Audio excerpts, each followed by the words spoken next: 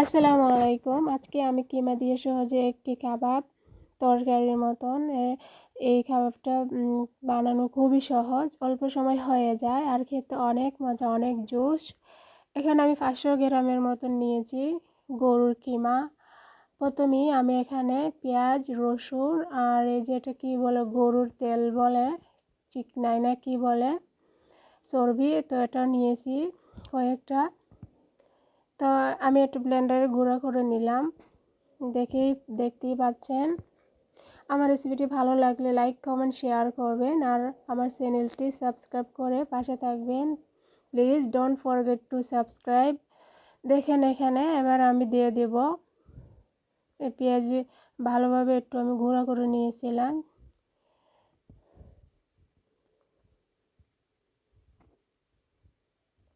সবাই কেমন আছেন? আশা করি সবাই অনেক বেশি ভালো আছেন, সুস্থ আছেন।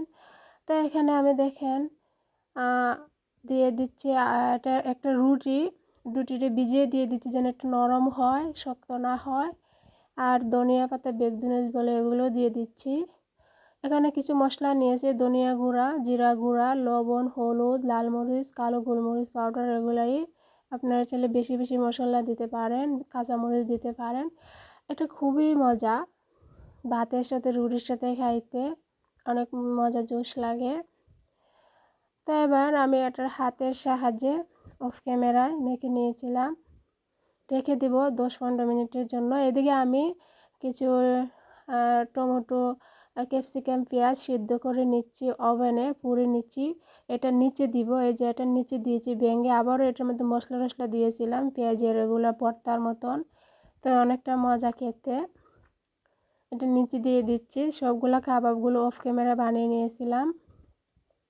এতক্ষণ ভিডিওটি সবাই দেখার জন্য সবাইকে অসংখ্য ধন্যবাদ, অনেক অনেক ধন্যবাদ।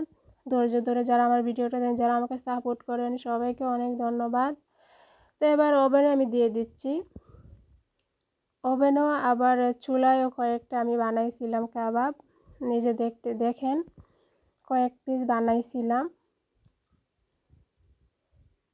তো আমি এভাবেই বানাইছি, এটা ফার্স্ট বানাচ্ছি আর এভাবে বানানি। এই যে এভাবে অনেকবার বানাইছি কাবাব, ওভেনে বানাইনি, এভাবে আমি কখনো বানাইনি। দেখেন কত সুন্দর হয়েছে, মাশাআল্লাহ, তাবারাকাল্লাহ। সবাই অনেক ভালো থাকবেন, আমার জন্য দোয়া করবেন, আমিও সবার জন্য দোয়া করি। এভাবে বানিয়ে দেখতে পারেন আপনারা।